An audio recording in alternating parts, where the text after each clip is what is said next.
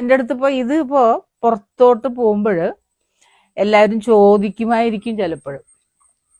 അതായത് ടീച്ചർ ഇപ്പോൾ നാഗയെ കാണാൻ പോയി എന്തിനാന്ന് ഒരാളെങ്കിലും ചോദിക്കാതിരിക്കില്ല, എന്നോട് ചോദിക്കും. അപ്പൊ ഞാൻ പറയാൻ പോണത്, അല്ലെങ്കിൽ എൻ്റെ മനസ്സിലുള്ളത്, എൻ്റെ സ്വഭാവമായിട്ട് എനിക്ക് തോന്നി നാഗൻ. എൻ്റെ സ്വഭാവം എങ്ങനെയാണ്? ഉരുളയ്ക്ക് ഉപ്പേരി കൊടുക്കുക എന്ന് നമ്മൾ പഴമക്കാർ പറയും. അങ്ങനെ കൊടുത്തിരിക്കും. അപ്പോൾ ഓരോരുത്തർ പറയണേ, അതെന്തിനാ ഇങ്ങനെ, അവരുടെ അടുത്ത് എന്തിനാ ഇങ്ങനെ സംസാരിച്ചേ? ഇങ്ങോട്ട് വരുന്ന അനുസരിച്ച് അങ്ങോട്ട് കൊടുക്കണ്ടേ? അതുപോലെ കൊടുക്കുന്ന ഒരാളായിട്ട് എനിക്ക് നാഗയെ തോന്നി. എന്നുവെച്ചാൽ നാഗ ക്വസ്റ്റ്യൻ അതിനകത്ത് നാഗയുടെ പേജിൽ വരുന്നത് നാഗ പറയുന്നുണ്ട്, എന്നിട്ടാണ് റിപ്ലൈ കൊടുക്കുന്നത്. അപ്പൊ അത് 100-ൽ എനിക്ക് തോന്നുന്നു കുറെ പേര്, ചിലര് ഞാൻ പറഞ്ഞില്ലേ ഞരമ്പ് രോഗികൾ കുറെ ഇറങ്ങിയിട്ടുണ്ട്.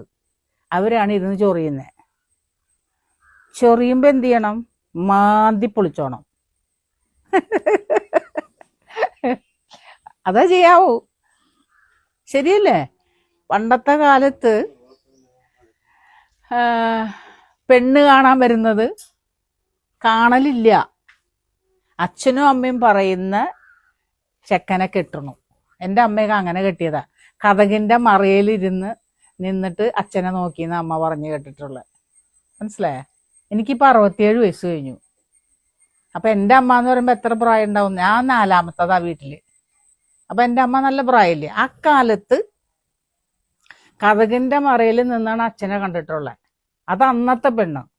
ഇന്നത്തെ പെണ്ണ് അതല്ല. പ്ലെയിൻ ഓടിക്കുന്നു, ഇന്ത്യ ഭരിക്കുന്നു, കേരളം ഭരിക്കുന്നു, പിന്നെന്തെന്നാ എന്ത് വേണം എല്ലാ പെണ്ണുങ്ങളും ഇപ്പൊ ചെയ്യുന്നുണ്ട്. ശരിയല്ലേ?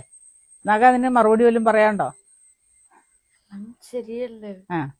അപ്പൊ ശരിയല്ലേ എന്ന് വെച്ചാല് നമ്മള് പെണ്ണുങ്ങള് ചെയ്ത് വരുന്ന ഓരോ കാര്യങ്ങളെ കുറിച്ച് നാഗയ്ക്ക് എന്താ പറയാനുള്ളത്?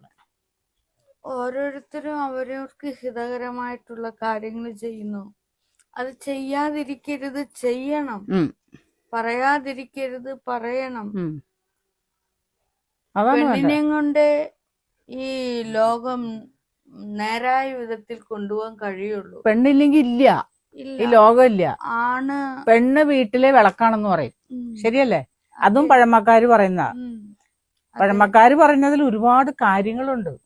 നമ്മൾ എത്ര ആണുങ്ങള് വീട്ടിലുണ്ടെങ്കിലും ഇവരൊക്കെ പുറത്തേക്ക് പോകുന്നു.